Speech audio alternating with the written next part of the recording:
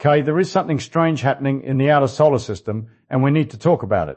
Astronomers have found a number of icy rocks that seemingly disobey the laws of physics. They are moving through our solar system on strange orbits that can't be explained using the gravity of our known planets. So what if there was something hiding? A ninth planet.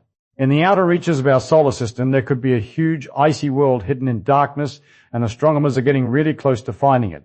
So to get to the bottom of this, I called up the lead researcher hunting down Planet 9. I'm Konstantin Batygin. I'm a professor of planetary astrophysics at California Institute of Technology, and one of my obsessions over the last decade has been the search for Planet 9. The craziest thing is I left that interview convinced that Planet 9 exists, and surprisingly, I think we might find it sooner than you think. Throughout history, we have developed new tools and methods for searching the cosmos. Each time there has been innovation, we have typically found a few new planets. The 5 bright planets, Mercury, Venus, Mars, Jupiter, and Saturn, have been known for thousands of years. Initially, they were just thought to be wandering stars, brightly shining and moving through our sky. In fact, the word planet actually means wanderer in Greek. Then in 781, with the invention of the telescope, there was another breakthrough. William Herschel turned his telescope towards the universe and noticed a faint star moving between each night of observation. A new planet, Uranus. But it was initially actually named Georgian, honor of King George III, and then the search for new planets went dark. For over 60 years, astronomers kept searching and found nothing.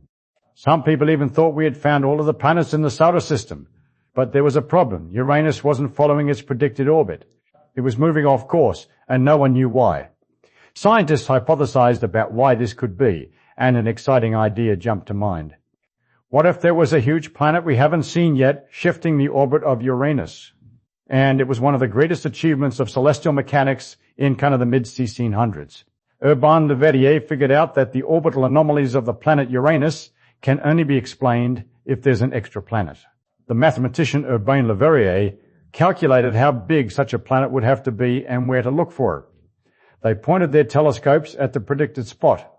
And there it was, Neptune, just 1 degree off Le Verrier's position.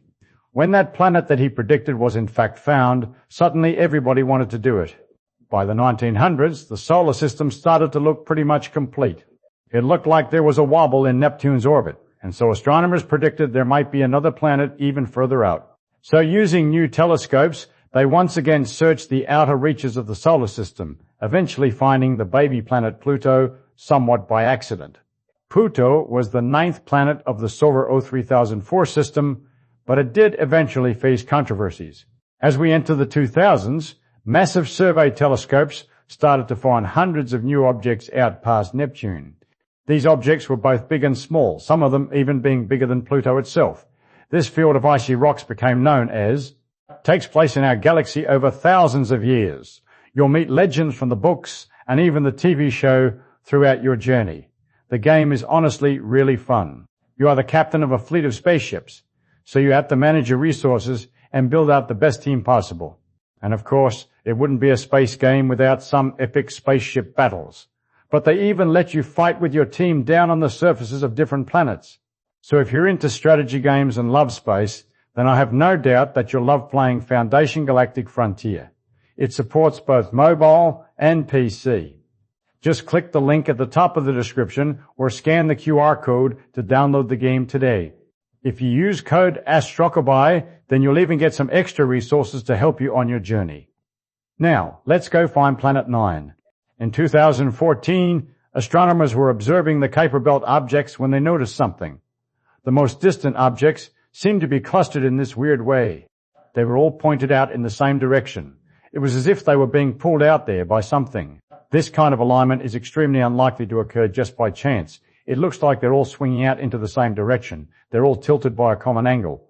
And I'm like, oh, what's all that's going on is there's orbital alignment. We had our first hint of something strange. 2 years later, Konstantin Batygin and Mike Brown, astronomers at Caltech, took this idea and ran with it. They ran simulations to figure out what could explain such strange orbits. Their solution? A huge planet extremely far out on an eccentric and inclined orbit. They found that the planet would cause the objects to cluster on the opposite side of the Sun to the planet itself, times further out than the Earth at its most distant point. It would take the planet 10 to 15,000 years to complete one full orbit of the Sun. The orbit would also be tilted like this relative to the rest of the planets in the solar system. The planet itself would be about 6 times Earth's mass, making it a super-Earth or a mini-Neptune. This would probably also make it about 2 to 3 times bigger than our planet, and more than likely a rocky, icy world.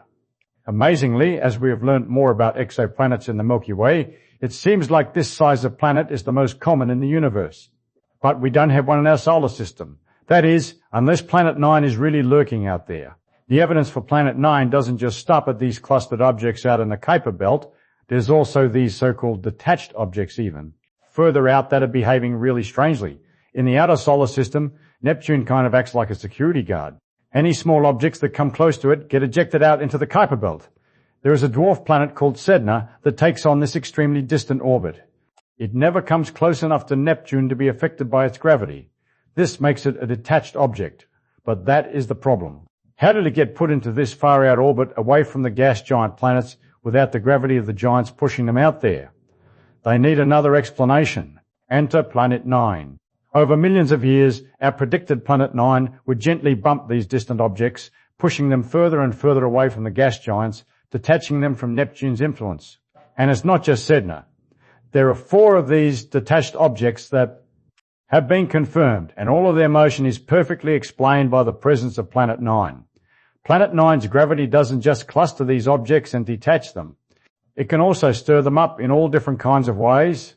There is a weird number of objects that orbit the Sun like this, extremely off-axis compared to the rest of the solar system, and even objects that orbit in the wrong direction, moving backwards around the Sun. Before Planet 9, there was no real explanation for how these objects got to orbit like this. But similar to the detached objects, when they ran simulations, Planet 9 acts like a guide. Over millions of years, moving these objects into these extremely high orbits by gently tugging on them. I was really curious about these simulations, how they replicate the entire solar system to try. There should be a flux of bodies, like kind of a river of outer solar system material currently being jammed into kind of orbits between Jupiter and Neptune. There should be objects that cross Neptune's orbit. If Planet 9 didn't exist, then you would expect Neptune to just throw them away to the outer solar system, given enough time. But if Planet 9 does exist, then this region should be continuously replenished, with objects being thrown inward. Planet 9 and Neptune kind of playing this game of catch with these icy rocks. In the simulations, Planet 9's gravity grabs some of the objects out in the Oort cloud and sends them inward past Neptune. Without Planet 9, nearly no objects would do this. They would either stay beyond the orbit of Neptune or just quickly get ejected. This gives us a new prediction to test. If Planet 9 does exist, then around 3, pent of the objects out past Neptune should be on a path that crosses with Neptune's orbit. If it doesn't exist, only around 0.5% of them would cross the orbit. So my next question was obviously, have we found any of these objects? They have found around 29 of these objects so far. When they compare them to the results from the simulations with and without Planet 9, even making sure to correct for biases in the telescope surveys, the result was the real orbits of the 29 objects we found agree with the Planet 9 simulation, and the solar system without Planet 9 is rejected at 5 sigma. In case you don't know, 5 sigma is basically the gold standard test for a result in science. If something is said to be measured at 5 sigma, it means there is about a 1 in 3.5 million chance that the result was just some random fluke or anomaly. We cannot calculate where it is on the orbit, and the reason we cannot do that is that we haven't seen the Kuiper Belt objects themselves complete their orbits. So essentially we have the orbit, but Planet 9 could be really anywhere along this orbit right now. And since it takes 10 to 15,000 years to complete a loop of the Sun, we need to really pinpoint its location if we want to find it. And then there's the problem of brightness. It's far away, okay? So it's really, really dim, okay? So it's not like, oh, go out, fire up a telescope, point to the sky, light up a SIG and just watch the data roll in, right? It is at the edge, perhaps slightly beyond the edge of what's possible with the largest telescopes on Earth today.